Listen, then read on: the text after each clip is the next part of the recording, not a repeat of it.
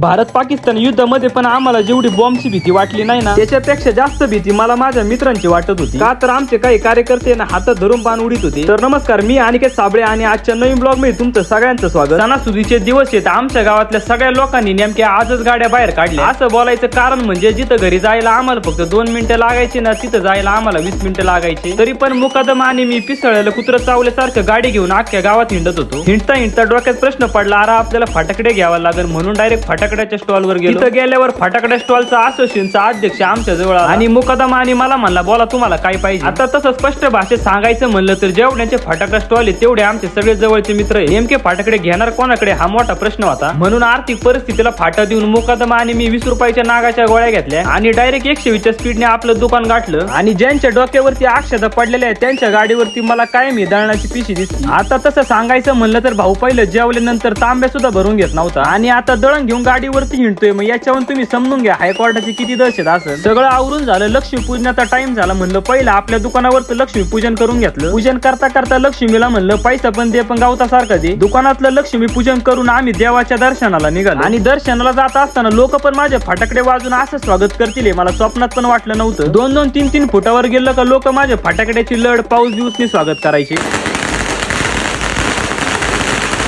देवाच्या दर्शनाला जात असताना टाइम पण मोकार झाला होता, पण लोकांचं प्रेम पाहता म्हणलं हळूहळू चला, कारण रस्त्यावरचे लोक पण म्हणतील याच्यासाठी आम्ही लढा लावले आणि भाऊ पटापटा निघून गेला. 20 मिनिटाच्या स्वागतानंतर आमचं ग्रामदैवत श्री काळभैरवनाथ मंदिरात पोहोचलो आणि दिवाळी निमित्त मंदिरात पण इतकं भारी डेकोरेशन केलं होतं. तुम्हाला जर आवडलं असेल तर कमेंट नक्की करा. दर्शन घेऊन बाहेर आलो आणि बाहेर आल्यानंतर मला काही माझे बालमित्र भेटले. सगळ्या मित्रांना दिवाळीच्या शुभेच्छा दिल्या आणि त्यांना नारळ खायला दिला. सगळं आवरून मंदिराच्या बाहेर आलो आणि आपले तेजस शेठ घरून येतानाच बिना चपलीचे आले होते. त्यांच्या डोक्यात जाताना नवीन चप्पल घेऊन जायचा प्लॅन होता.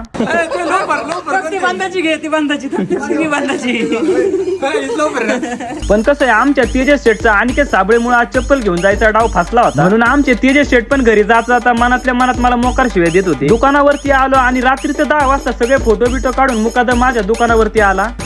अरे हॅपी दिवाळी. कुठे फटाकडी फटाकडा कुठे